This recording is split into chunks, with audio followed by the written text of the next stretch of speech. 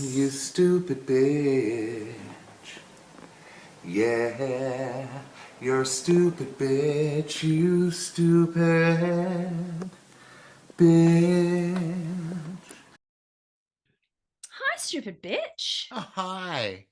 How Stupid are bitch. you? Still drunk. Feeling drunk? I was How are you? I'm feeling a little bit merrier than I was at the beginning of last episode. I've had 4 beers. I've just cracked a bottle of Good. wine. How'd you have 4 during that? I only Four had beers. 2. Yeah, but you had how much wine did you have before you came into the At podcast? least 1.5 bottles. At least one. I think he's being very, very liberal with that, people. Modest. I think he's saying he only had 1.5 bottles. He It may have doesn't been know. 2. Were they large glasses or small glasses? They were free pour. We just got bottles. Oh, you don't know how much you had. I do remember pouring, like getting another. Can we get another bottle of red over here? And then I topped up my glass with the empty out of a red, and it filled it right up to the top. And I was like, "Oops." It's just any Friday for you, though, isn't it, you stupid bitch? Look, when work's paying, Oh yeah, I'm a one must get fiend. slain. I'm a fiend when it's free booze. I am out of Totally. control. It is like my whole thing. It's like, open the gates. Let me run. Having Freedom. I'm here. It was one of those Let me drink this moments. bar tab for you. Let me show you how it's done. It was one of those moments too where it was just like, oh. And we had to podcast tonight because if we didn't podcast tonight, we were behind. So it was like, no, I have to podcast tonight. But if we weren't podcasting tonight, Jesus Christ, I would have had regrets. Yeah, you wouldn't be home yet. You'd still be out. Oh, no way. And I'll be waking up tomorrow morning messaging the fucking colleagues. What did I say? Did I do anything embarrassing last night? You're always embarrassing. Always. So in some sense, the podcast saved me. Thank you, dear listeners. The podcast does save us all, doesn't it? It does. Well, we better do what are we drinking? Because I was just about. I've got some. What we actually are. Yeah, yeah. Because I've got some really. I want to talk about memes in a minute, actually. Okay, so this week.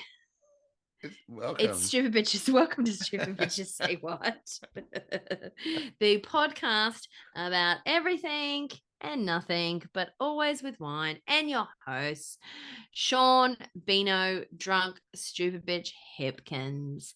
And Skye, Lee, Judgmental, Colette. Hey. I'm not judgmental. Yes, I am. It's true. It's very accurate. Hey, sup? Sup, y'all? And what, pray tell, are you drinking, Sean Bino Hipkins? Well, I'm no longer on a cheeky beer. Maybe say that again. I'm no longer on a cheeky beer. I'm on a red. It's called Eve. Ooh. Mason Vent Memak. Oh dear. Stephanie and Oliver Rame. Okay, sure. Oh yeah, I like it. I like it a lot. I would totally pick that at the bottle shop. It's elusive, isn't it? It is elusive. That is the exact word for it. And it's a 2022. So it's no longer out the wine womb. It's definitely a walker. It's definitely walking around. Yeah. It's having tantrums. It's throwing shit out of the shopping trolley. It's terrible like, I'm not going to eat this. I'm only eating nuggets. Yeah. Yeah. And that's all I ever know how to feed children is nuggets. The ones that I've looked after anyway. I'll tell you a secret. That's all kids eat. Dinosaur shaped. Like a lot of shit. Nuggets is girls. And if you want to shut them up, give them a nugget, mate. Any time of the day. And I remember You want a little Maggie's Happy Meal with some nuggets? I remember one of our favorites that we would babysit for our friends and would only eat nuggets. We get the nuggets and eat the skin off them. So all you'd see is this white fucking chunk of flesh after they've eaten the skin off it, and then eat the flesh. And oh my God, I remember coming in to the room one time.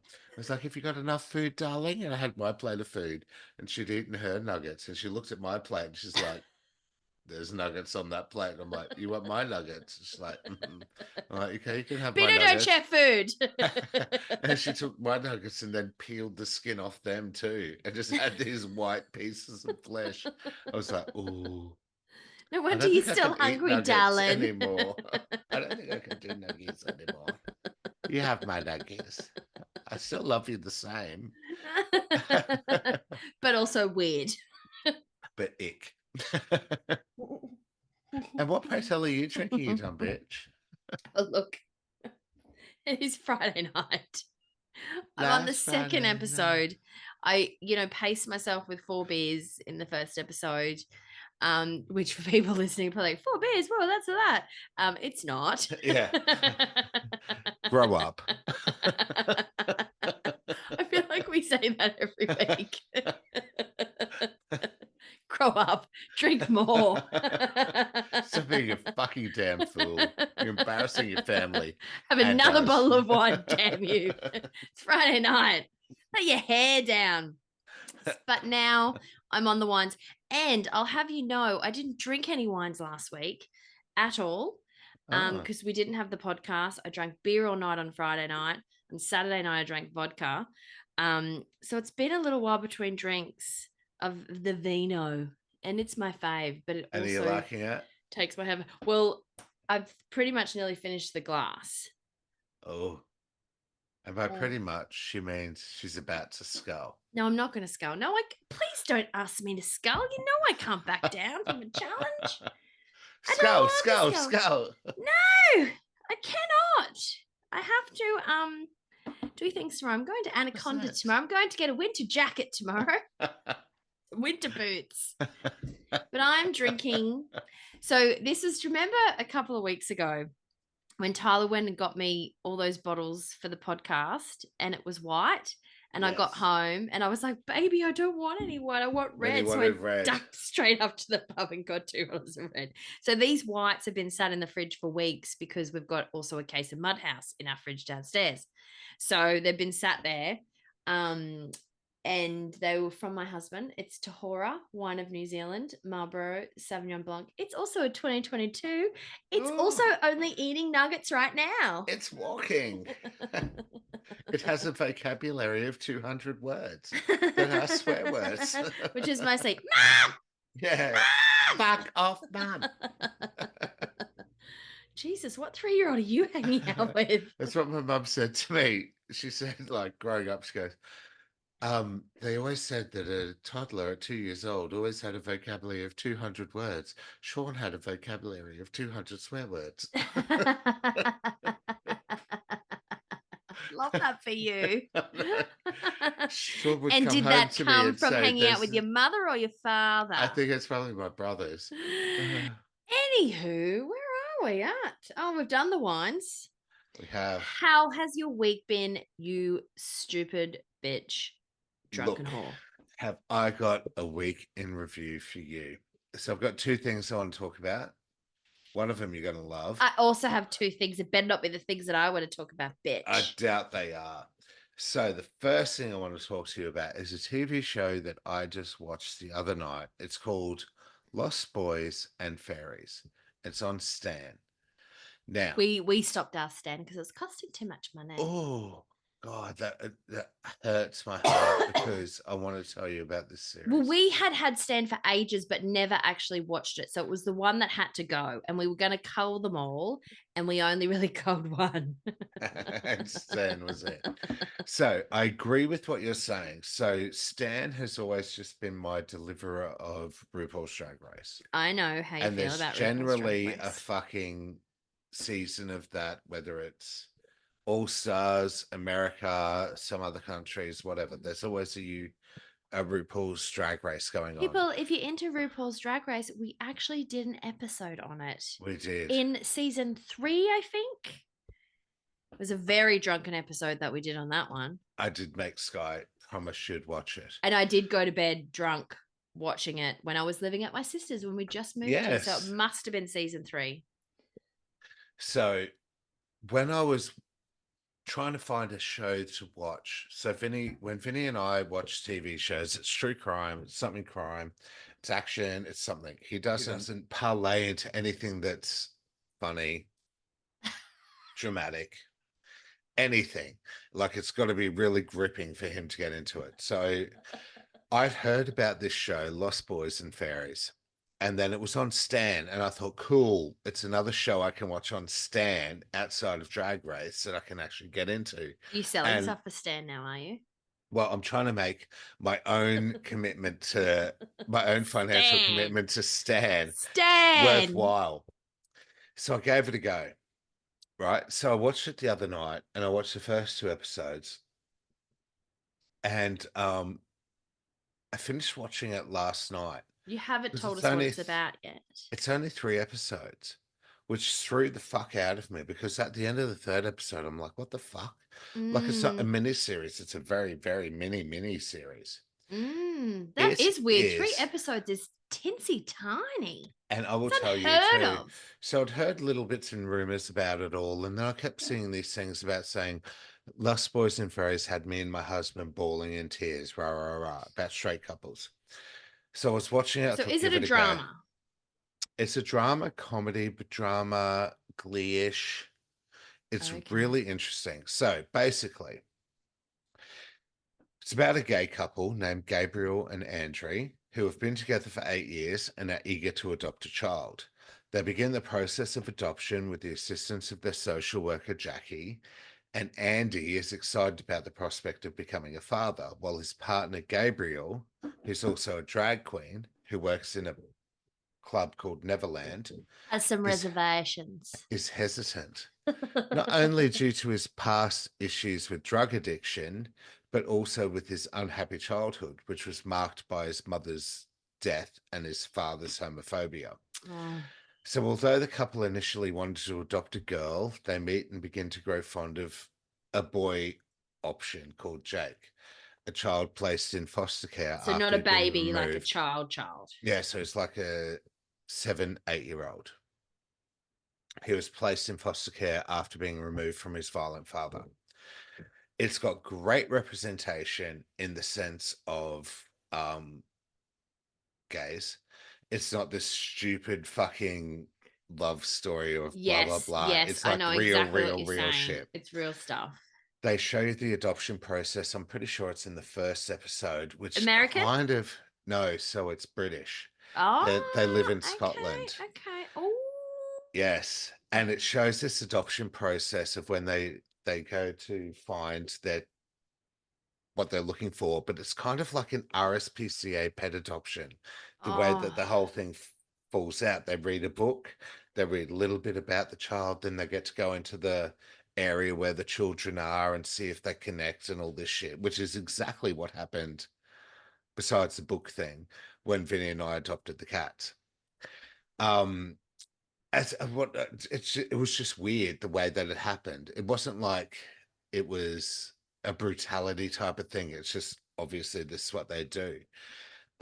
They have some musical numbers throughout the series. So because he's a drag queen, you see him performing at the club Neverland singing a song. Oh my God, this is totally your kind of show. Skye, I am going to tell you right now, and I'm devastated by the fact that you don't have Stan anymore, because I was going to say to you right now, I know we recommend each other shows all the time. I watch all of your shows mostly. You do not watch. You never watch my shit. I watch your shit heaps of times, and you don't watch my shit. No, that's a lie. No, it's not. I went one thing you've watched recently. Americans. I gave Americans a go. That was 3 years ago. That was 3 years ago. What did I watch recently that you begged me to watch? What did I watch recently? Yes. What did you beg me to watch? What did I also do when I watched School Spirits? I accidentally watched a dumb movie called School Spirits. Yeah, but that's your own stupidity. What did you tell me? What did you tell me to watch recently? I tried fucking that stupid bitch that's a clone. Oh, Orphan Black. Best show ever. Again, years ago. Years ago. Yes, but like, hang on, What where's have you my watched vape? recently? What Last have you 6 what months. have you actually asked me to watch recently? Loads of things. Exactly. It's hard to say right now because I'm drunk. How dare you? How dare you put me on the spot? I I'll watched tell School you what. Spirits for you and also the dumb movie. All I was going to say to you right now is no matter how many times we've argued with each other, you have to watch this, you have to watch this, is you have to watch this. I implore Fine. you. I implore you. You have to watch this. It's 3 episodes. The fucking shit. And I do not want to give away any spoilers at all because when I watched it, by the end of the second episode, I was just like, the fuck? What the fuck? And Vinny was like passed out next to me and I was bawling in my bed, in our bed next to us. I was like, the fuck? What do you mean? Rah, rah, rah. And then I'm like, and then I watched the next step, the third and final episode the night after, and it finished. And I was like, it's over? Right, Vinny, you're fucked. We're watching this together. And we're watching it again. And I cannot wait to watch it again. It's only 3 episodes. And they're not feature So did Vinny film. watch it yet? No, Oh. he saw some of it and he was like, And I was like, but I'm making him watch it. So it's semi-likely they have musical numbers in it because only because he's a drag queen, but it's not like cheesy. It's just like it will, if you watch it, you will reply to me and go, fuck you, Bino. Fuck you, Bino. Fuck you for making me to watch Really? this. Yeah. Okay, okay. And how long did you say the episodes were? 40 minutes. You can watch it like in a fucking Okay. afternoon. Have you watched the Ricky Gervais one where the wife's Yes, dead? dead, dying, or something like that. Oh, We she's watched dead. some of the first part of it, and then there's a part where he's talking to Yeah, the kid at the school gate. It's like, the you're a ranger. pedophile or something. It's Yeah, like, fuck off. I would never fucking touch you. Or that is an excellent series. Actually, to be okay, I know one thing that you watched. I apologize, people who are listening. I apologize. He did watch The Fall after yes, I told him he had to watch The Fall. went back and watched the whole fucking thing. 3 But you didn't have the same feels that I had about it. Oh, I did. No, I just didn't sympathize with the serial killer like you did. Me and Tyler did. Forgive me. God. So the next thing I'm going to talk to you about is very short, but I have become a Temu subscriber.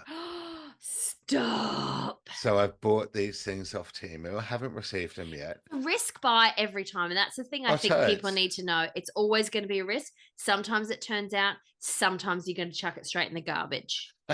It also is this thing. So I signed up to it for the app, and it's like, hey, if you push this button now and spin this Get all wheel, these free you're going to stuff. you could get 75% off your first purchase. Spun it, got two more spins, spun the second one, 100% off the first thing that you buy. And it's only off this page, and you have 10 minutes to secure it. So I picked this fucking, do you remember those sand things that you flip over and that does the water goes through and it makes a sand sculpture type Yes, thing? but you hate knickknacks. You tell me all the time, never buy you knickknacks. You've got no room in your house. So I thought, fuck it, I'll get that. That's the only thing that was off this page. I selected it. And then it goes, hey, before you go back, spin this wheel, push this cracker. I kept doing all this shit. And it's like, it's like a poking machine. I felt like I was getting fucking like hacked. It's like, spin again. Okay, I spun it. And then I get $60 off my next purchase. But the next you've got to spin pick from that page. But that's the next what stresses me out. The next spin was, no, you're not getting $60 off. You're getting double the price off the next one. So it's now $120. Spin it again. And then on the $120. Okay, now you need to buy 4 things in the next 10 minutes to secure your $120 credit. And I'm like, quick, oh God, quick, okay. quick. I'll find 4 things. That's okay. That's okay. Off Some this pebbles. page, I still can't search for anything at this stage. I'm just scrolling through pages of shit, and I've picked 4 things, and there's like fucking pyramids that are glass pyramids that have like the Tiger Lupisi eye thing and shit like that. And I'm like, oh, that's cool. I'll get that. I'll get this. I'll get that. Okay, cool. And then I buy that for $39. It's like, hang on, you could win that $39 back if you just spin this wheel. So I spin the wheel again and I still can't go back. And it's like, okay, you've got this many Because coins. if you leave the page, you lose all your discounts. Jesus Christ. And it's like, you've got this many coins. If you leave the page, you're losing all this. Just buy something else. I'm like, oh, Jesus Christ, I've got 10 minutes again. So I fucking scroll through. I pick 3 things again, buy that. I spent $70 at this stage. I still haven't gotten any money back. And I'm finally go back to my homepage where my free gift, the 100% off free gift, is still sitting in my cart. But I've wasted the 10 minutes of the time that I had for it. It's like, oh, you can only get this now for about $7 if you actually want it. I'm like, Jesus. Didn't want it in the first place. I actually only didn't wanted want it because it was free. So I skipped it and I went back to the homepage and I started searching again. It's like, okay, now you've got 100 hours to buy this many things, get $100 credit. I'm like, and so the $120 credit that I achieved by buying these 4 things come in installments of $5 off if you spend $20, $15 off if you spend this. So my $120 credit is in increments if I spend money. Yeah. But you know the things I bought.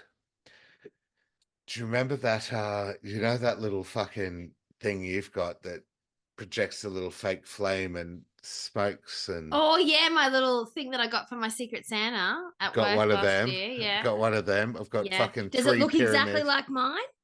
Exactly like yours. Nice. I got 3 little glass pyramids. Should have got 2 of those. I would have given you the money. I told you. I was under pressure. I was under so much pressure by Temu. And then I've got this spiraling fucking lamp that I think is probably about this big, that looks like it's this big. Oh. I tried to buy something for Vinny. I freaked out. It just was really fucking scary. So I've got all this shit The that's coming pressure from is Japan. I just pass it every time when they say it, when they give me all the free stuff. I'm like, it's cool. It's very cheap anyway. Spin the wheel. It's 100% off. It is like, no, I get too stressed out by it because and then I just now buy I'm crap. I'm fucking stressed out by it. I'm just like, Jesus Christ, it's like it's free shipping. Okay, I'll get this for $2. It's free. Oh, they Free give you shipping. free shipping most of the time. I actually prefer Shein. Temu is stressful. I thought I was hacked when I downloaded the app and it came up with all the shit. I'm like, this isn't real. Shein's a little bit more chill. Same shit, same risk category, but it's a little bit more cash. And the more you buy, the bigger, greater discounts they give you anyway. So it's also very cheap. It's like going to the $2 shop. It is what it is. It terrified me by the end of it. I was laying in bed last night and I was scrolling through these pages of shit. And then when you click on something that you're like, oh, that's interesting. And then you click out of it because you don't want it anymore. You scroll a bit and then all it is that same thing you clicked on just before. And it's like, I don't want a Forever Rose. It's $1.50. I don't want a Forever Rose. It's going to be lit up in glass. 99 cents. Jesus Christ, it terrified me. When Temu first came out, I used to get messages from everyone because if you share the deals with people, you get even better deals. You get credit. And all Link used to share me 20 deals. Mum, you have to just click on this one link because I'm going to get all this stuff for 300% off. And I'll be like, 300%. I don't want to click the link. And then you click it. And it's like, are you open to receiving marketing from this? And do you want to receive deals from this? I'm not. I already have to cull so much of my email. It is all shit.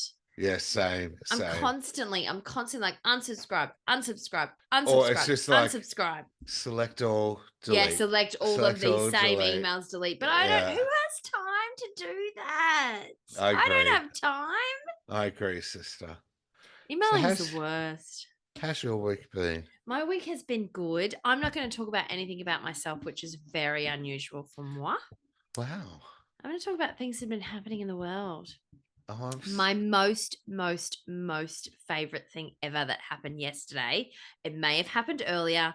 I don't know. Hard to say. But it came to my attention yesterday. is Justin Timberlake being Oh, yeah. arrested for a DUI. Yeah. What about those fucking memes?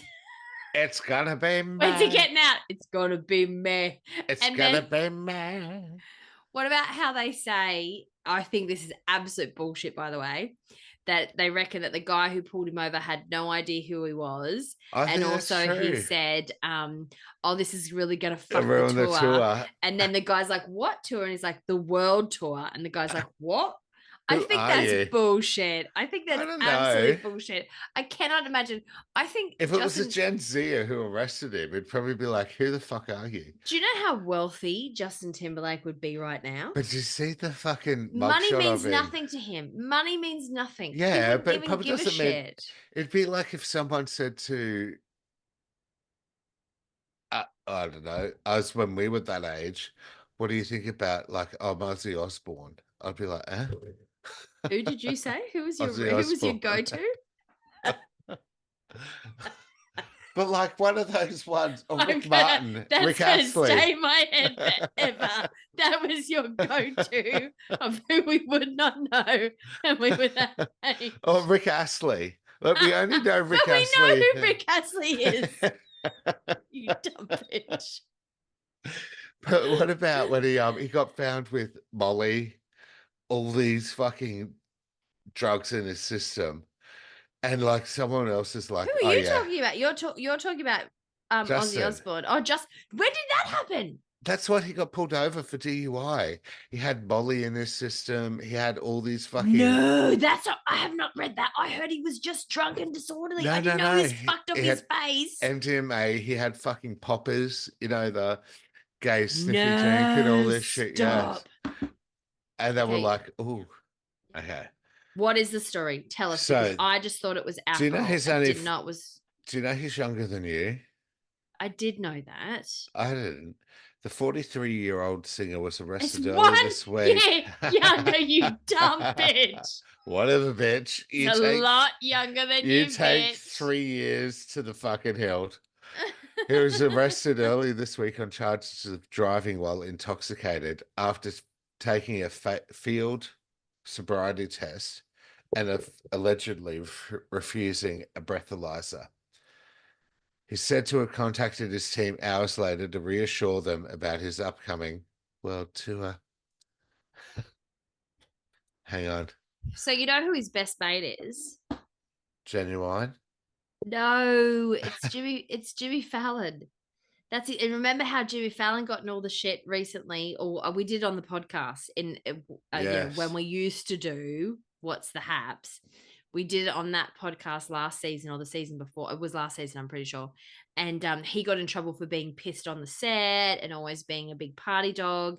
And then they both always post shit on the Instagram of like these parties that they have, and it's like every who's who in the zoo. Like it's like the top of all the popular people at the time. They're all sitting at a dinner party and they're all drinking wine, and you know what they're doing. You know what they're getting up to.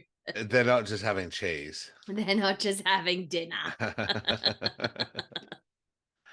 So this is what I found. So Justin 43 was pulled over after he ran a stop sign and veered out of his lane while behind the wheel of his BMW. Yes, I know. He X7. swerved a few times apparently. But when I've been seeing it all this week, do you know what it reminded me of? Was another DUI that happened about 7 years ago, and it was the Reese Witherspoon DUI. Do you remember that one? No, I thought you were going to say something about Eddie Murphy. No, and when she got done, it's like have you not seen the video of her getting done? No. She's like, "Do you know who I am? Don't you know who I am? You are gonna know who I am. Oh, you have made the biggest mistake." And you know, people don't talk about it anymore. Because I think she's hushed a lot of people because she's so huge. She has so much money. Well, the thing is, as well, like in that situation, if you were that huge, you would be using that. Absolutely, you would. Do you know who I am? I don't even know who I am. What's my name? No, seriously, what's my name? But I love that. I love that he's tarnished a little bit by this DUI. But I still love JT. Love him. Love him, love him, love him, love him, love him. But also, don't get behind the wheel of a car. Come on. You could Don't drink hurt and drive, someone. people. Yeah. Don't drink and drive. It's not about Be you, safe. it's about others. Be safe. Take care of everybody else. Be safe. If you're going to Exactly. party somewhere where you're not behind a car or any type of vehicle or any type of machinery. Definitely not weapons. Definitely not Such as a kitchen tank. appliances. Such as a Thermomix. You see what I'm wearing? Don't put the oven on. I did notice because you've got a black one and I have a grey one, and I love my grey one, but I also love your black one. It's time for the fucking sweater. I love I'm in my penguin pajamas. You haven't even noticed. And I'm wearing my dressing gown and I have my slippers on because I had to have a shower because it's so cold in my house. Remember last time we did this podcast, I was like, I'm still in my work clothes. I can't put my slippers on because my feet are dirty from work and I feel gross. So I'm not even wearing any makeup. I couldn't tell. No, I couldn't. Because I just look beautiful naturally. It's like, Totally. ah. I didn't notice. Thanks. You are gonna have to cut the fuck out of this. All right. How, other than JT, how else has your week been? Well, I would also like to talk about someone who passed away this week. Donald. I don't know what day he passed away. I don't know if it was earlier this week. It was the 21st. Well, we heard about it today.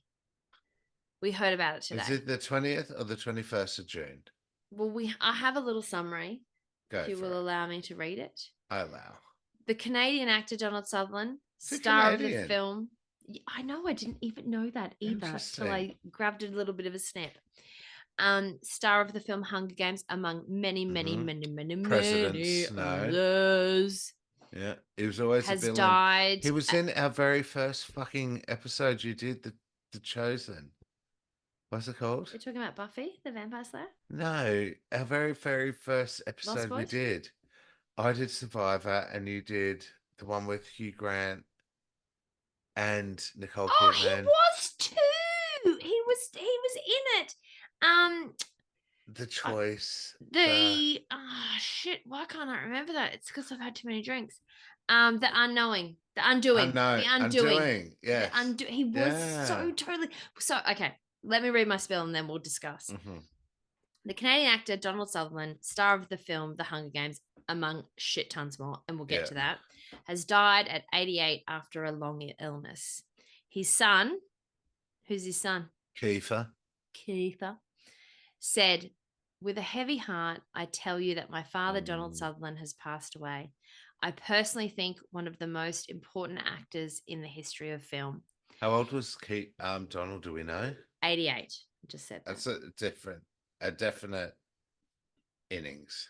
Yeah.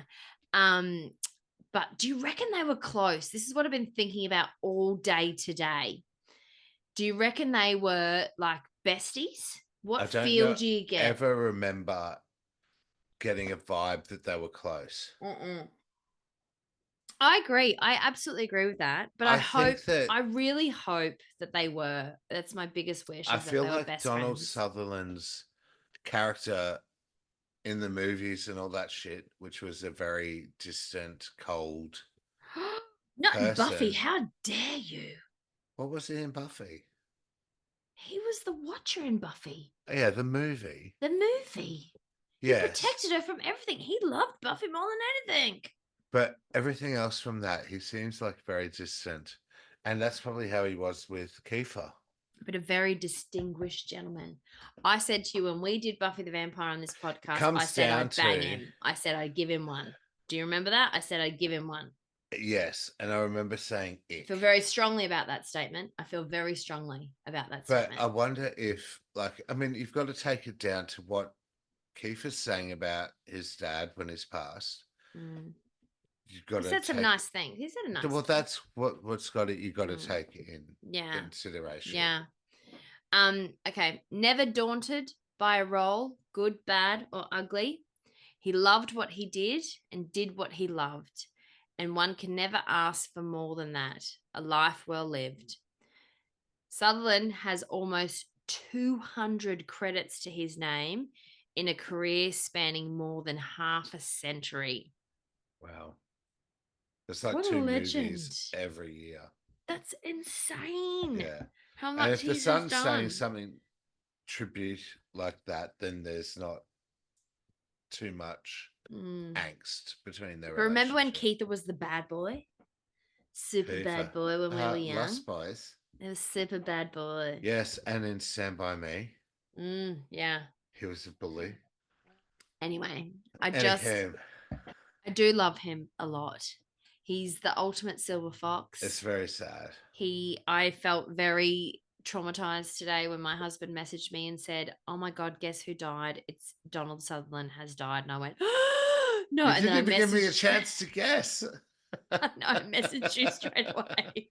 I messaged you. I was like, "Oh my God, guess who died? I'm Devo." I'd say. All right, go. What were you talking about? Okay. The Manson family are a notorious cult led by Charles Manson in the late 1960s. I can't believe it was 1960s. Yeah. Manson, a charismatic but deeply manipulative figure, attracted a group of mostly young, impressionable followers who became known as his family. Gross. I reckon we would have been part of that. Ugh! How dare you? That's disgusting. I think he's a weirdo and his face is weird. I know, but he would have given us free LSD. Who gives a shit? Can get free LSD in the 1960s anywhere. The group became infamous for their involvement in a series of brutal murders in Los Angeles in August 1969, including the murders of actress Sharon Tate and several others. Do you know who she was married to? Yes, Roman Polanski. But it's not funny, but this is one thing that even before I knew what it was, I knew what it was because my mum used to always talk about this because it was one that she always remembered. Yeah. And, we've talked about my mum. Huge back in their day. Yeah. Yeah, my mum brutalizing me with her tales of, trauma and ghosts and brutal murders. So I knew all about it before it was ever like in all the TV shows and everybody knew about it. Mum was always like, "Oh, this one time when it was this chick got murdered." And she was, a model. She had a baby. Yes, she was 8.5 months pregnant, actually. Yeah. So Manson's apocalyptic beliefs and his ability to control his followers through psychological manipulation and drug use contributed to the shocking and violent crimes that brought the family to national attention. National? International. The case remains a chilling reminder of the dangers of charismatic leadership. Oh, that's us with our podcast. Oh my God, you dumb bitch. You've got no idea how much I reference that in my one. And the vulnerability of individuals drawn into cult-like environments. Charles Manson, the founder, was born on November 12, 1934. Old. Manson had a troubled upbringing. 34? 1934. Wow, that's older than my mother. I know, old as fuck. Manson had a troubled upbringing and spent most of his early life in and out of prison. Upon release in the mid-1960s, he moved to San Francisco and began to attract a following. His followers, nicknamed the Family, were predominantly young women drawn to his charismatic personality and his philosophy, a mix of Scientology, the teachings of Dale Carnegie, and fringe interpretations of the Bible. Shall I talk about who Dale Carnegie is? Yes. I knew you would ask. Thank you. Who's Dale Carnegie, plus? Who's Dale Carnegie, plus? Dale Carnegie. He was born in 1888. He died in 1888. 1888. You got a whole 100 years before the bicentennial. Get ready. This is going to blow your mind. And then he died in 1955. Was an influential American writer, lecturer, and developer of famous courses in self-improvement, salesmanship, corporate training, public speaking, and interpersonal skills. He's best known for his book, How to Win Friends and Influence People. Oh my God, that's a movie, isn't it? Which has become one of the best-selling self-help books of all time. I did not realize it was a really old book. It was first published in 1936. And that's also like They never attached it to the Manson family. Well, they brought out a movie maybe like 5 or 10 years ago. Yeah. And it was English, wasn't it? Because it had like that little English guy that's in the zombie movies. I feel like Weird it's looking got one. I feel like it's got Bill Murray in it. Or is Never that saw it. But Yeah, I me know, neither. but remember, it was a big hype, and everyone was like, "Oh my god, they finally made into a movie!" But it actually came out in 1936, so it's like, dude. Wow. Anyway, I'm sorry, Dale Carnegie. I'm pretty sure you wouldn't have wanted to be represented by the Yeah. Manson family. So Associated. Yeah. the Manson family's core belief system centered around helter skelter. Yeah. Manson believed in an impending apocalyptic race war, which he called helter skelter. Borrowing the term from a Beatles song, he preached that the war would lead to a societal collapse, after which his family would emerge as the leaders of a new social order. Mind control. Manson employed various methods of psychological manipulation, including drugs, especially LSD, Yeah. communal living, and isolation from the outside world to maintain control over his followers.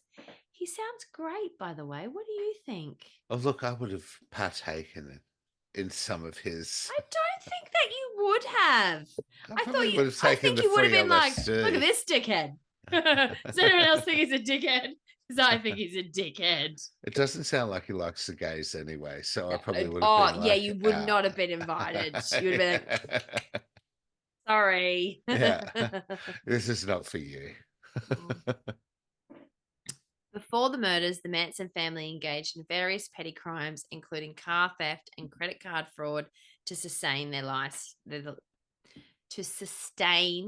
lifestyle. So, from what I've gathered, and I haven't really delved into it a lot in my notes, but he was a little bit like fascinated with people who were famous. Yes. And he just was like, trying to get into their world. It And was everyone that was like, whole. you look like a fucking weirdo. We don't want to be friends with you. Well, do you know who he was friends with? Who? He was friends with one of the Beach Boys brothers. Yes, I did know that. Yes. Yes. There was a whole part on that, and I was going to put it in, but I was like, I don't care that much. Yeah. But he was obsessed with that whole fucking notoriety that they had, and he didn't have as a nobody. Yeah. And I think he wrote one of the songs or played one of the guitar riffs that they used in one of their songs.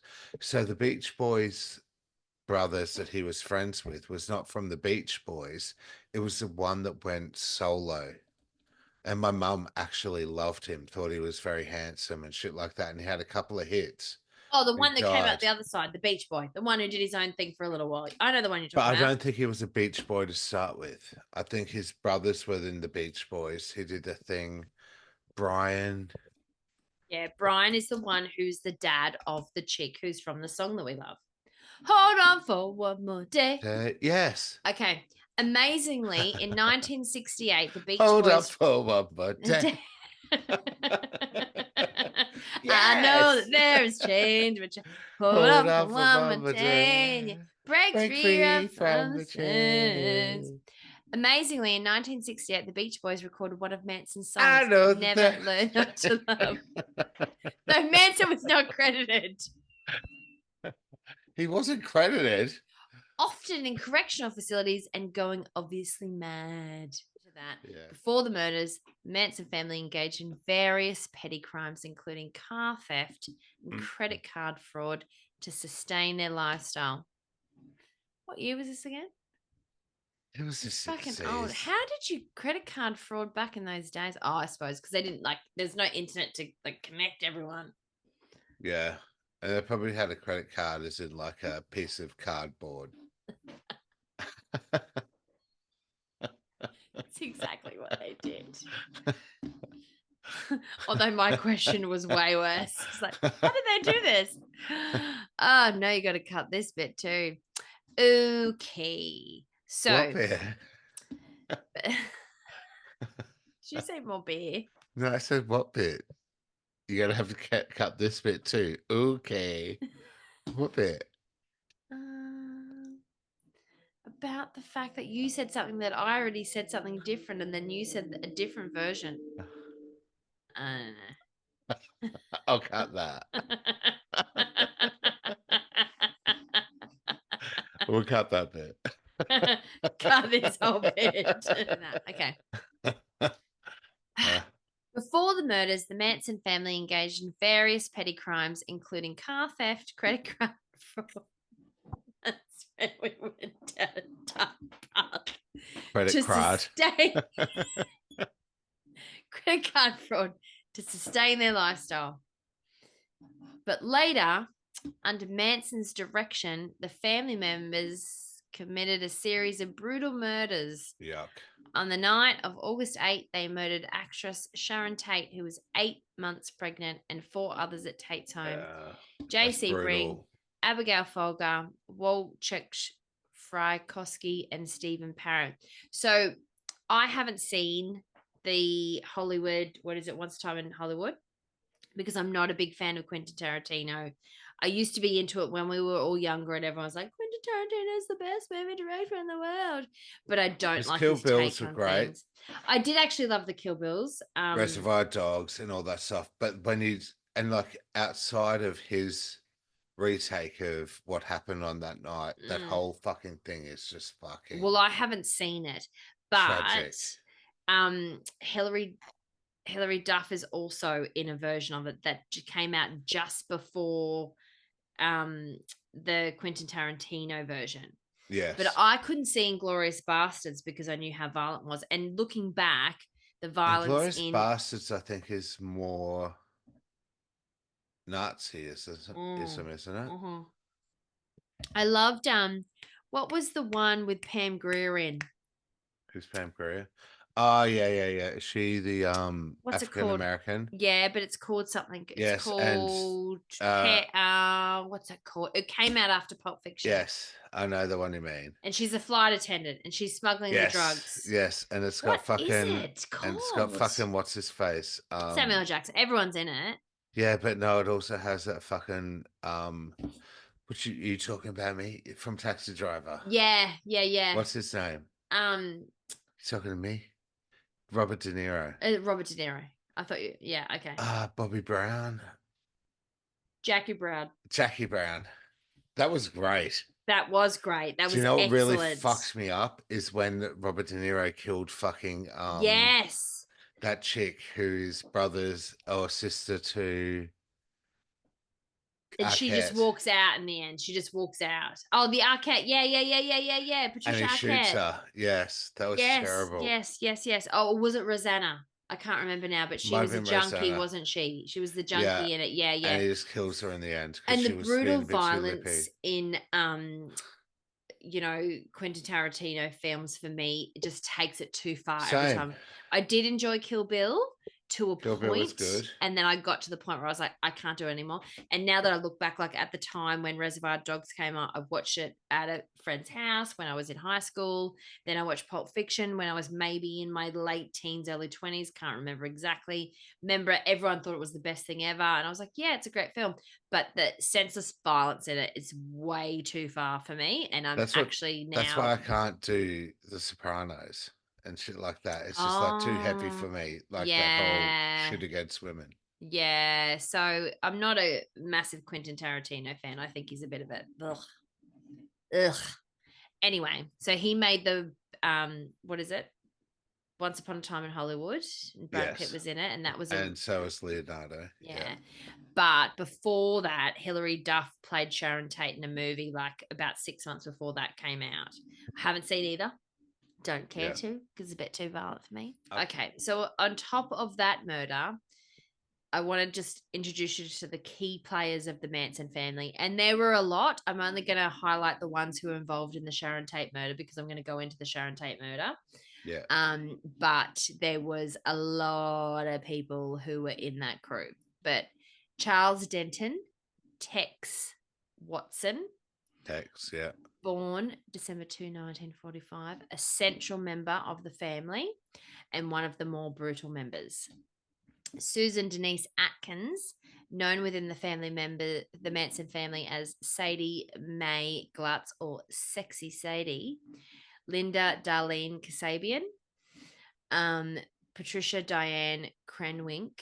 During her time with Manson Group, she was known by various aliases such as Big Patty, Yellow, Marnie Reeves, and Marianne Scott, but to the family, she was most commonly known as Katie. The Tate murders. On the night of August 8, 1969, Watson took Atkins, Cranwinkle, and Linda Kasabian to 150 Cielo Drive. Watson later claimed that Manson had instructed him to go to the house and totally destroy everyone in it and do it as gruesome as he can. Manson told the women to do as Watson instructed them. So there was one dude and 3 women who were involved in this shit. They were The all under the influence.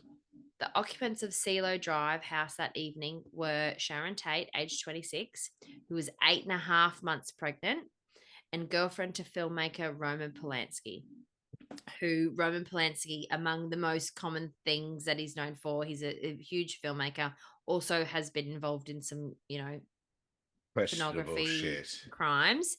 And also the pianist and also Child. Rosemary's Baby are his 2 main things that people will mostly know. And also the fact that he liked younger women. Yes. Yeah. He was, and he's also like this tiny little weird looking guy too. Gross. He reminds me of the dude on Sex and the City that carried, but you haven't seen Sex and the City, so you wouldn't know. I did give it a try. Anyway, her friend and former lover was also there, 35-year-old J.C. Bring. He was a noted celebrity hairstylist. Polanski's friend, 32-year-old Wojciech Frykowski, and Frykowski's 25-year-old girlfriend, Abigail Folger, heiress to the Folger's coffee fortune and daughter of Peter Folger. She was worth a lot of money. Also present at the property was 19-year-old caretaker William Garrettson and his friend, 18-year-old Stephen Earl Parent. Polanski was in Europe working on a film. Music producer Quincy Jones was a friend of Sebring who had planned to join him that evening before changing his mind. You know who Quincy Jones is? I've heard the name of Quincy Jones. Oh, huge musician. He's the dad of what's the one in Parks and Recs? The friend, and what's her name? Who she is? Rashida Jones. Do you know who Rashida Jones is? No. Can you just Google it from your side, please? American. Oh, yeah. Of course, I know. That's Quincy Jones's daughter. So he was supposed to be there that night, but then he wasn't. Oh my God, this is gonna be the worst episode ever, isn't it? So Tex Watson, and the 3 women from the Manson family arrived at the property just past midnight on August 9th. Watson climbed a telephone pole near the entrance gate and cut the phone line to the house. The group then backed their car to the bottom of the hill that led to the estate before walking back up to the house. Thinking that the gate might be electrified or equipped with an alarm, they climbed a brushy embankment to the right of the gate and entered the grounds. Headlights approached from the group from within the property, and Watson ordered the women to lie in the bushes. He stepped out and ordered the approaching driver, Parent, to halt. Watson leveled a .22 caliber revolver. This is the young kid that got caught in the crossfire, just because he was there at the time. Yeah. He was the first one to be killed. He leveled a .22 caliber revolver at Parent, who begged him not to hurt him, claiming that he would not say anything. Watson lunged at Parent with a knife, giving him a defensive slash wound on the palm of his hand that severed his tendons and tore the boy's watch off his wrist. Then shot him 4 times in the chest and abdomen, killing him in the front seat of his white 1965 Ambassador coupe. He would have had no idea what the fuck was going on. No, he was just leaving the premises. He was just like hanging out with his mate and just being like, what the fuck? Tex Watson, ordered the women to help push the car up the driveway. Next, he cut a screen out of a window, then told Kasabian, one of the girls, to keep watch down by the gate. She walked over to Parent's car and waited. Watson removed the screen, entered through the window, and let Atkins and Krenwinkel in through the front door. These are the other two women. He whispered to Atkins and awoke Frawoski, who was the boyfriend. He was the friend of Roman Polanski, and his girlfriend was also in the house. They woke him, who was sleeping on the living room couch. Watson kicked him in the head, and Frawoski asked him who he was and what he was doing there. Watson replied, "I'm the devil, and I'm here to do the devil's business." Yeah. Which was exactly like your other episode when old mate was saying the same thing. Yeah, I'm the devil. I'm doing the devil's work. On Watson's direction, Atkins found the house's three other occupants with Krenwinkel's help and forced them to the living room.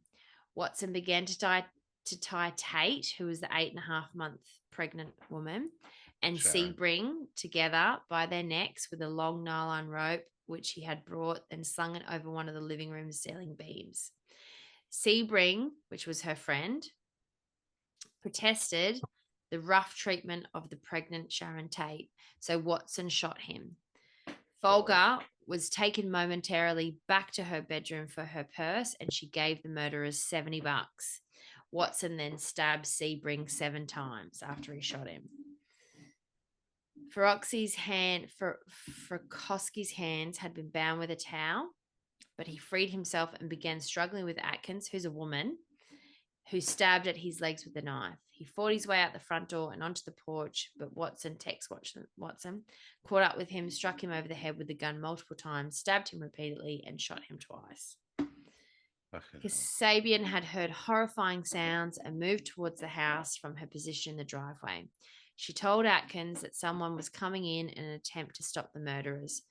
I think she was trying to say that the police were coming, and she was trying to be like, you need to stop, whatever you're doing, this has gone way too far. It would have been absolutely a horrific scene to have been involved in, especially if you were the victims. You just would have been like, what the fuck?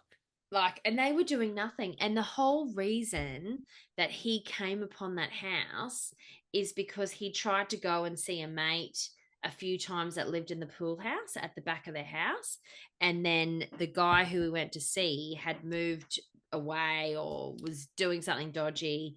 And every time he went to go there and try and see his mate, they were like, your mate doesn't live here. Who the fuck are you? You have to leave. Yeah. And so he had this whole vendetta because they had this fancy house and he was just trying to see his mate in the back. So he was like, fuck them up.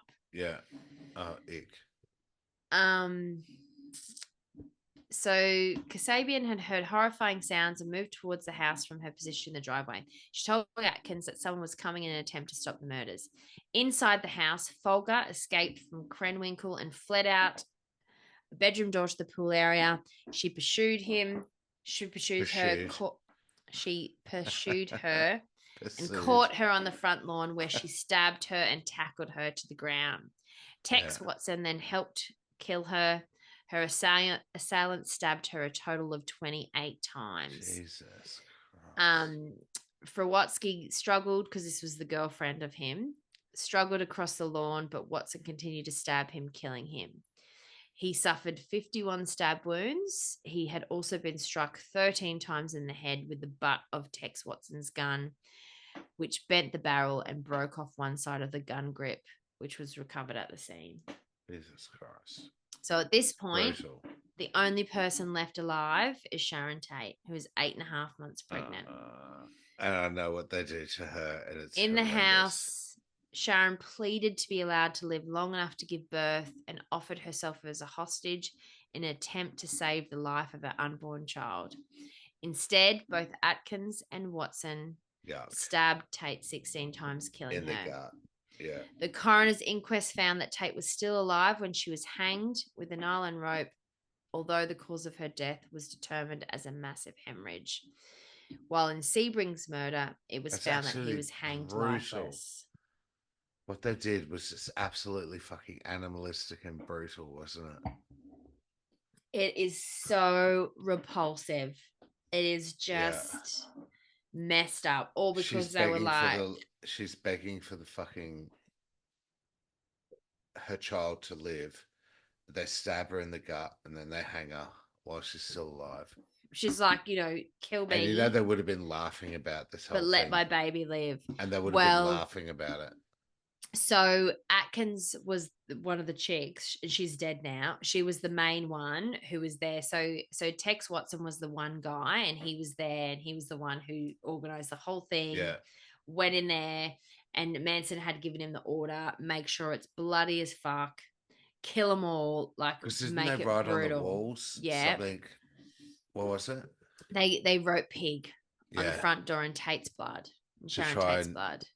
Make it as they if tried it was to make it as a copycat of some other murders that had happened in the region, and tried to make out like it was the same murder. Yeah. So that's what cults do. That is what cults do. That's how it happens. That's how it begins. But ultimately, they came undone. The breakthrough and the case began to unravel when Susan Atkins, who was the one who killed Sharon Tate, was jailed on unrelated charges, bragged about the murders to fellow inmates, leading to the arrest of Manson and his followers. Thank God. The trial began in June 1970. Linda Kasabian, who was the one who was like, hey, guys, there's police coming when there wasn't, or there's people coming then there wasn't. She was trying to like stem it a little bit. She was the one who testified against them all in exchange for immunity. Convictions were Charles Manson, Tex Watson, Susan Atkins, Patricia Krenwinkel, and Leslie Van Houten, because he was involved in later murders, and they were all convicted and sentenced to death. Their sentences were later commuted to life imprisonment when California temporarily abolished the death penalty in 1972. Ick. I remember he died. In 2007. Was it 2007? There was someone who died in 2017. And Susan Atkins dead, as well as the one who, Linda Kasabian's dead. The only ones who are alive is Tex Watson, who actually killed them all, really. He was there to kill them all. Yeah. And Patricia Krenwinkel, who was, And they were absolutely blind under his faith. I remember that. It's so bad. Tragic. And they're the only ones alive. Ick. I know. This is just a total true crime episode, by the way. I know. And there's way more to it, but I could have spent hours researching it. I could have been in a whole where we both contributed. Yeah, that's a big one. That is a big one. You did well. But if you see photos of him, I'm sorry, I would have been like, crazy eyes, I'm not going to be friends with you. Yeah, I will take your LSD and I will leave. No, I'd still be like, no thanks, I'll go somewhere else. You have LSD's to be smart everywhere. about it, though. That's the type of thing. Like, you have to be smart about, like, no. You'd have to be like, oh, thank you so much. Yeah, I'll pretend to take it. I'm just going to dance over here in the corner while I run away. Yeah. But Sharon Tate was like stunningly beautiful. And she was just like having friends over. She was just having a nice evening. They were all just hanging out. And lock your front door, Skye. Fucking weirdo. Lock just your front fucking door, Skye. I do now sometimes. It's not like right now. God, I don't have a key to it. Oh God, that just scares me. All right, I'll be okay. Yes, please. Well, this will be recorded if anything happens tonight. So we're going to do Jonestown. Have you heard of it? Don't drink the Kool-Aid. Drink the Kool-Aid. So let's dive into one of the most tragic events in American history, the Jonestown Massacre. Picture it. It's 18 November 1978. I'm 1 year and a half old. I wasn't even a glint in my daddy's eye. You're a little glint. No, not yet. Not for like 2 years, nearly. I'm ready to get this one. Over 900 Americans lose their lives after ingesting poison at Jonestown, which was a religious commune in Guyana, South America. And he survived, didn't he? That fucking piece of shit. No, Oh, he didn't. Oh, so he did drink the Kool-Aid. he drank the Kool-Aid. It was led by an incredibly charismatic guy named Jim Jones. What a Now, load of shit. Charismatic, my asshole. he was. That's how we got him all involved. So Jim Jones wasn't just any leader. He had this magnetic personality. Show me a photo of him. And was really big on civil rights, which drew thousands of people to his movement, the People's Temple. Now, what's interesting is that the People's Temple started off doing a lot of good. They were involved in charitable work and they accepted members of all races, which is pretty radical back in the 60s and the 70s. So their whole point was about... Do they let the gays in, though? Well, I don't know about that. That's interesting. But their whole thing was about equality when it came to race and poverty. So, however, things took a dark turn when Jones decided to move the church to Guyana. At first, the members seemed Guyana, where's Guyana? South America. Ah. Guyana. Guyana. Anyway, at first, the members seemed genuinely happy with the new environment. They were growing fruits and vegetables and building what looks like a self-sufficient community. Can I just say something, though? I would actually love to live in one of those communities. I think it would be cool as shit. I mean, the cool ones, like not the dickhead ones where they, make you have sex with all the people and stuff like that. Oh, but no, not the ones where they say, hey, guys, so God just told me that I should fuck your wife and you should be cool with that. But I do like the sense of community with people like, being on a commune, growing vegetables, having some animals, like everyone pitching in and, like kumbayaing and shit. That's how it and all starts. Let's all sit around the fire and have fun. And let's just bring it back to basics. Stuff. I think that's how cool. It all starts. I could totally be part of that, but also I think that's how it starts. But it's funny you say that because I think halfway down my story, I referenced something about you being cool with it.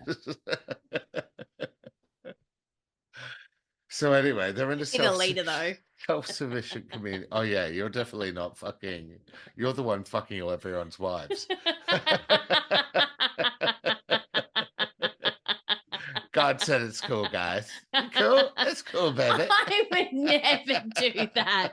But I'd also be like, God told me that you need to just do what I say. I don't want to shovel the poop today. God said. Somebody pitch in, guys. Somebody pitch in. God said, and it's not going to be me or There's Bino. There's a reason I'm the leader. Also, find me some wine. Brew Hurry that up. shit quicker. Stat means now, bitch. So I'd like some chips. And another virgin. So anyway, they were growing fruits and vegetables and building what looked like a self-sufficient community. There's actually this really poignant letter that a family member of one of the victims shared with the Washington Post, and it was from her niece, and it said, quote, this is what this person's niece said to her. I'm doing well. We're growing all sorts of fruits and vegetables. I'm going to say I'm free and happy now, and the girls are also with me. And you know how that is important to me. So it's heartbreaking because it shows how hopeful and committed these people were. Yeah. But Jim Jones was growing increasingly paranoid. And that paranoia is what ultimately led to the tragedy we now know as the Jonestown Massacre. Was he smoking a lot of weed? No, he was doing more pharmaceuticals. Oh, I see. The LSD. Well, stay away from the LSD piece. So things quickly started to fall apart in Jonestown. Jim Jones' paranoia went through the proverbial roof. Proverbial roof. You don't want to go there, guys. It's way high. He started abusing members and people began trying to escape. Oh, What Dad. followed was this horrific large-scale murder/suicide that's been extensively studied to understand cult behavior. There have been numerous documentaries about it, including the 2024 documentary, this year please, Cult Massacre, One Day in Jonestown. And where do you think you could find that documentary? I'll tell you. It's on Stan. Disney. Oh, On Disney. Disney, of all places. It's such a Disney thing. It's called Cult Massacre, One Day in Jonestown. It's a story that is as tragic as it is fascinating. From the cult's beginning to the devastating aftermath of the mass murder. I can't speak properly. So who was Jim Jones, I hear you ask? Who was Jim Jones? I asked. Well, it's funny that you ask that. And how did it get started? I also hear you ask. I do ask that very, very passionately. I ask, how did it get started? How did what get started? Jim Jones Massacre. Well, let me tell you. He was born on the 13th of May, 1931. He's a Tauran. Yeah, This he's day one of before you. me. Yeah. 1931, also the day before you. In Indiana. The day before you. From a young age, he was really into religion. A regular churchgoer, even as a kid. Religion is such a great thing, guys. Totally get into it. I reckon you should, It everyone, would totally help you. put your money, your faith, everything right into it. Just it's going to follow sort it out everything. all the way. Any questions you have about yourself, religion will sort that out. Absolutely, Yeah, it will. you'll It's feel better totally a about thing. yourself. Yeah. You'll feel so much better about yourself. Totally. Sorry, God. I love you, though. Oh, no, I love a God. I just don't know if it's I the love God. my God. I have a love my very God. different version of You have God, a very though. specific. Yeah. My God knows me. He knows. Yeah. He knows. Yeah. He knows us. Yeah. He knows I don't like religion, but I like him. Yeah. So after He college, takes care of me. After college, old Jim Jones, he went into ministry and eventually became a reverend. That's a great way to start as a reverend. Great place to be to start. It's pronounced reverend. Is it? In Indiana. Is it? Or a rev, for sure. And his church, Rev. of course. Hey, Rev. He was the rev of the People's Temple. As I said, it was pretty progressive for We should its totally time. start a temple, by the way. You are a temple. In the old people's home, we'll start a temple. Yes. What kind of church was he from? Christian? You know, Catholic? I'm going to say Christian. I mean, we're talking like it's either Christian or fucking Mormon. So after could be college, Irish however, Catholic. You don't know. That's still Christian. After college, he went into ministry. Not. I think it is. Christian I and think it's a Catholic are denomination. completely different. Don't think they are. I think it's a denomination of the same thing. Yeah, but they hate each other. Christians and Catholic. Oh, I don't know about that. I think that's Protestants and Catholics. Anyway, Skye was also very religious as a child, and she went into ministry, and she eventually became a reverend in Indiana. It did. And her church was called the People's Temple.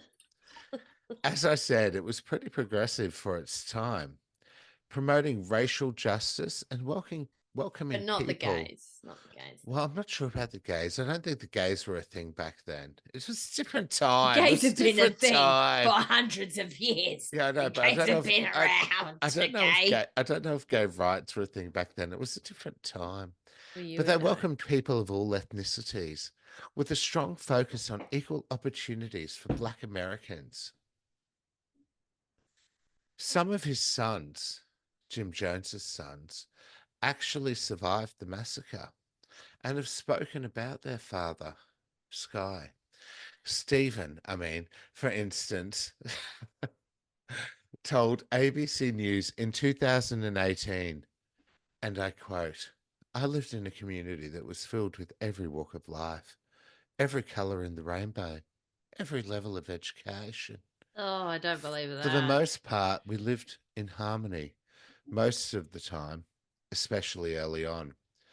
So things took a dark turn when Jones started calling himself a prophet and Oh, claimed he was it always psychic. does. It always Always ends up does. that way. Don't be a With the prophet, man. ability It's to gone. heal people with his mind. And this is a common thing with cults, isn't it? Like Comment. they think they always start off nice and fun. We're here for the shits, the It's the gigs. power. It's We a power just want. trip. And that's exactly what happens. The leaders all of a sudden start getting these people that just believe in what they're saying. What do you And mean not you won't just, do what I say? What do you mean? and then all of a You won't sudden do they're what I like, say. no, you're actually right. I am the second coming of Christ. I am meant to fuck all your wives. Jesus This is talks to exactly me what it every tells. Yes. day. Instead of just being a cool person, chilling out and have a barbecue, it Do you know what erupts I've into sacrificed for this. you? Do you know How what I've dare you? sacrificed for you? There's 100 people worshipping me right now. Mm, And been how there. much of an ego boost would that be? Before the Jonestown Massacre and the move to Guyana, he was also accused of some pretty serious stuff, including sexual assault, Oh, rape, here we and staging go. fake healing sessions. It's Anywho, always this fucking insult, it mate. comes back to that. The People's Temple started off pretty informally in the 1950s. Jones had this big goal of combating racism and poverty, which really drew in a diverse crowd in Indiana. Fast forward to 1964, and Jones gets ordained as a minister. Great That's when things choice. start Well to get. done, guys. That's when things start. That's when things start to get a bit strange. Despite the church's early focus on civil rights, Jones began warning his followers about a nuclear holocaust, which he believed would end the world. To escape this impending doom, he I moved the believe that church.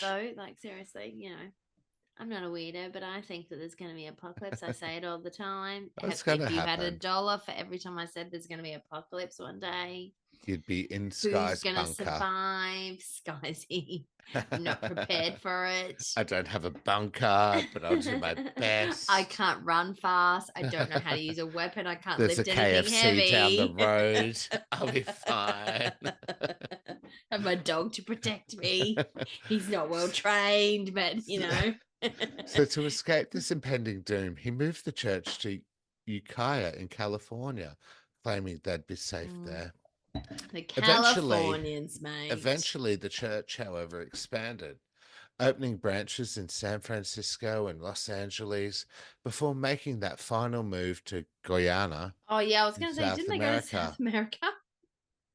Stephen, one of Jones's sons, told ABC News that although the church started off with good intentions, it all fell apart very quickly as his father became more power hungry. Stephen said, and I quote, "There was nothing spiritual about my father. Of course, in my view of things, he had every bit the loved and juicy soul in him that Say that everyone again. else He had the does." every bit of love and juicy soul in him. And I quote, "Of course, in my view of things, he had every bit the loved and juicy soul in him that everyone else does, but he had lost complete sight of that.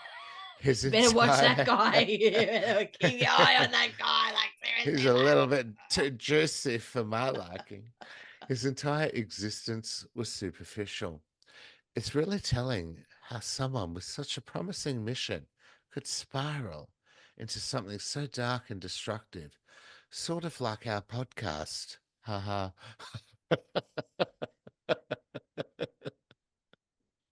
Especially this episode. Particularly this I hope episode. you guys at home are following along because I'm having a lot of Do you difficulty. know what I thought you just said? I hope you guys are homophobic. I hope you guys hate the gays as much as I do because I am not buying this. I would never say that. I I love know the you do. gays. Always love the gays. So, let's talk about Jonestown itself, right? So this was the agricultural settlement that the People's Temple and Jim Jones created in 1974. A decade after Jones was ordained. He was motivated to move the congregation there after facing abuse accusations and bad press. Why do I feel like that chick from fucking Schitt's Creek? Accusations and bad press. My Oh, baby. the mum. You're the mum. You're totally the mum. The property was pretty massive. Over 3,800 acres in the jungle of Guyana, which is the former You actually do talk like her. It's totally true. You are her. which You is need the some former wigs. British colony in South America. According to PBS, and I don't know what PBS is, the goal was I to think it's a create. TV show. It's The like a goal was channel. create. Oh, that's the people. PPS is a TV show. It's like a PBS. channel. No, it's PBS. SBS. That's SBS. In America, PBS or Ah, PPS? the goal PBS is a was to. channel of television in America. You The goal dumb was bitch. to You've create been a there socialist. multiple times. I never watched PBS. Self-sufficient community where everyone worked together and grew their own food. But the reality, as survivors would later share, He was having sex with all the was wives. far from that ideal. It turned out to be an intense, prison like environment with forced labor and constant threats of Yeah, I don't want to go violence. there. Initially, some members of the People's Temple went ahead and transformed the Drunkle land to make it inhabitable to the rest of the congregation. Then, in 1977, when I was born, Jones and the rest of the church made the move to the settlement. So life in Jonestown reportedly started off pretty peacefully, but things took a dark turn when Jones began taking medications from the residents, much like Skye, using them himself and hiding. One time I had head code for a while for a medical issue. And One hiding. time. And then, but what about when he did this? And then he hid their passports amongst other abuses. Oh yeah, I do that all the time. I always hide passports from people. Philip, I have people like running around beneath my house and I steal their passports. They clean my house, obviously. Look behind me. Does this That's look like a house? full of I have passports. immigrants running around cleaning up. Philip Blakely, one of the original People's Temple members who helped build Jonestown, wrote to his ex-wife, Deborah Layton, saying, and I quote, I never thought it would come to this. I really loved Jonestown because I built it and saw it, all from when there was still bush there. It was not until Jones got there that things got bad. Oh no. If he really wanted to do something for socialism, he could not have done anything worse. Jones reportedly had Socialism total is really control. important, guys. It's important. Jones reportedly had total control over his church members. He barred any outside news or information, creating his own version of reality for them, which gives me North Korea vibes.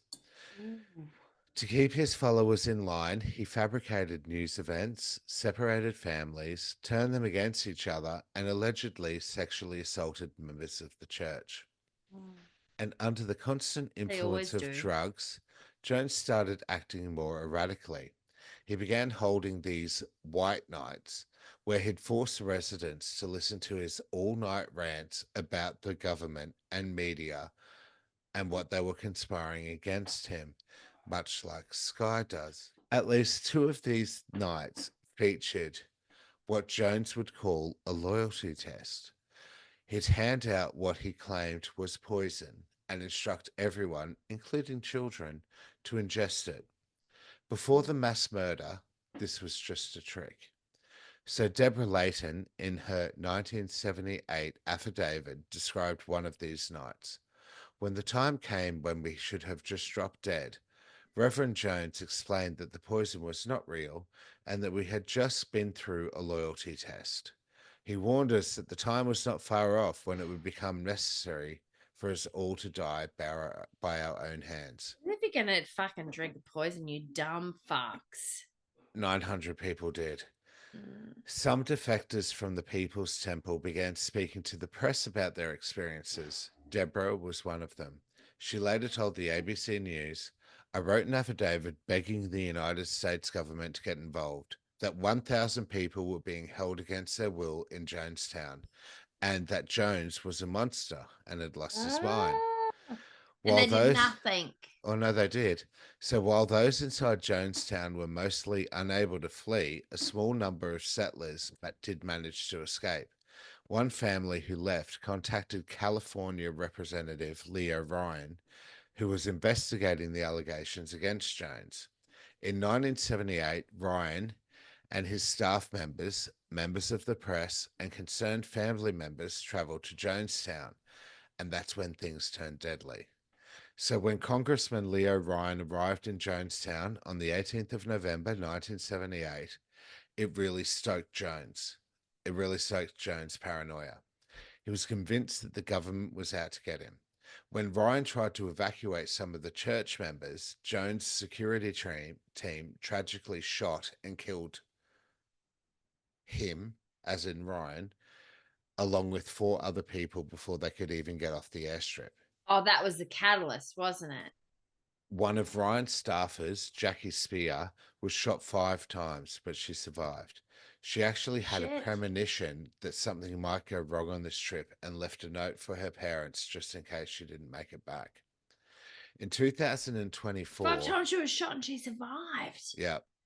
So in 2024, with the release of Cult Massacre, One Day in Jonestown on Disney, Spear told people about those 2 fateful days when she and Congressman Ryan's team were in Jonestown. She described Jones as sitting at a table saying things like, we just want to be able to live here on our own. Everything is wonderful. All you're hearing is all lies. All while wearing those iconic sunglasses. Do you know what I'm talking about? She also noted that he also looked really sick, sweating profusely and seeming a bit manic. He was not the powerful, charismatic leader who had attracted 900 people to the jungles of Guyana. As members of Ryan's team started talking to the residents, they quickly realized they needed to evacuate people. They didn't want to be there. They were there at their own will, held there against their own will. Jones's paranoia skyrocketed, and he sent a gunman to kill Spear, Ryan, the rest of the team, and any defectors. Back at the compound, Jones gave his followers a horrific order to kill themselves by ingesting a lethal mixture of Valium, chloral hydrate, cyanide, and phenergan, all mixed into Flavor Aid. This tragic method of consumption later inspired the phrase, drinking the Kool-Aid, meaning to blindly accept a dangerous or false belief. Within 48 hours of Ryan's arrival, nearly everyone at the Jonestown settlement was dead, including Jones himself. The entire event was recorded in audio, which the FBI later discovered. Only about 90 members managed to escape, in such a chilling reminder of how one-person paranoia and control can lead to ultimate unimaginable. It's such a chilling reminder of how one person's paranoia and control can lead to unimaginable tragedy. So 2 of Jones's children, Jim Jones Jr. So 2 of Jones's children, Jim Jones Jr. and Stephen Jones, were actually among the survivors. They were attending a basketball game in Guyana's capital city in Georgetown when the massacre happened. Jim Jones Jr. told ABC News, when people say that basketball saved their life, I can actually literally say that basketball did save my life. If I wasn't playing basketball, I would have died. Another survivor, Eugene Smith, shared this heartbreaking story with Newsweek. He lost his wife and his child in Jonestown. He said, I never remarried or had children. I'm not ashamed to say it, and this really gives me goosebumps. I'm not ashamed to say it, but I failed at my most basic responsibility, which was to protect Ollie and Martin for me. For me, it was the most tragic mistake in my life, and I couldn't afford to make that mistake again. So Why I never was it married. did he leave them there, or he never went with them? He's probably one of the ones that was, I don't know. But he escaped. They didn't. And he would never marry or have children again because he failed in the sense he didn't protect his wife at the time and his child. So maybe he escaped. Maybe he did die Maybe from they it. left and he didn't want to go and they went anyway. Maybe he left and they didn't want to go because that's a cult thing. You're right. Jonona Norwood, a survivor who lost 27 family members in the massacre, said, You've got to be in denial and delusional.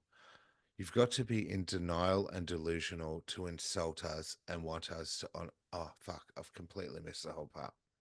A memorial was placed in Evergreen Cemetery in Oakland, California, to pay tribute to the nearly 1,000 people killed.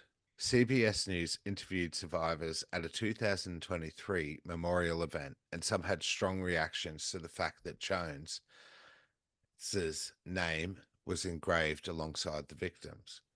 While some families of the deceased had decided to forgive Jones, many were upset that his name was included, which I get. Oh, Jonona Norwood, a survivor who had lost 27 family members in the massacre, said, You've got to be in denial and delusional to insult us and want us to honor Jim Jones. Absolutely. On the other hand, because I agree with you, when I was reading that too, I was like, what the fuck? But on the other hand, some thought that including his name told the full story. Survivor John Cobb told CBS News, Whoever died that day, their names are in alphabetical order on those plaques as a point of history. You can't change history as much as you want. We can erase all the evil people's names out of the book if you want to, but it doesn't change history. It's a tough and emotional issue, really, when you He's think about going it. to be in history anyway. He doesn't need to be on a memorial, though. But they're saying balancing the need to remember and honor the victims with the complex and painful reality of what happened. So that was Jonestown. What's yours? Next one. So, do you have some experiences? well, I was going to do this whole UFO cult, but it's actually really boring. So I'm going to I talk to know you the about. one you're talking about. What was it called? It was called the. There was a website and all that shit about it, wasn't Yes, there? Yeah. yes, there was. Heaven's Gate. Yes. It was the Yeah. UFO cult, and then they And then nothing died, happened. and Yeah. that was boring. But then that, like, people who survived, they ingested a lethal mixture of phenobarbital and vodka, and some of them suffocated themselves with plastic What bags. losers? Imagine if they gave us, hey, just this whatever and vodka. We'd be like, yes, Yes, more. no plastic bags, though, please. No plastic bags. I've still not seen the UFO yet, but I'll do another shot. Thanks for listening. We hope you liked our take on cults. It went really pear-shaped, and we're not sure how we're going to edit this shit. Because Bina was pissed, by the way. Thank you for listening. And yes, she's right. I'm not sure how I'm going to edit this shit. Also but I'll do my best. drunk. I'll do my best. He Put my holds best his foot liquor better forward. than me on the best day, though, by the way. It's now been, so I started drinking at 4:00. It's now 12. I've been drinking since 7:30. That's 8 hours. Look at my eyes. Yeah, it's bad. You're fucked. Good night, you stupid bitches. Good night. Yeah, that stupid bitch. He's a stupid bitch. What a stupid bitch. That stupid bitch.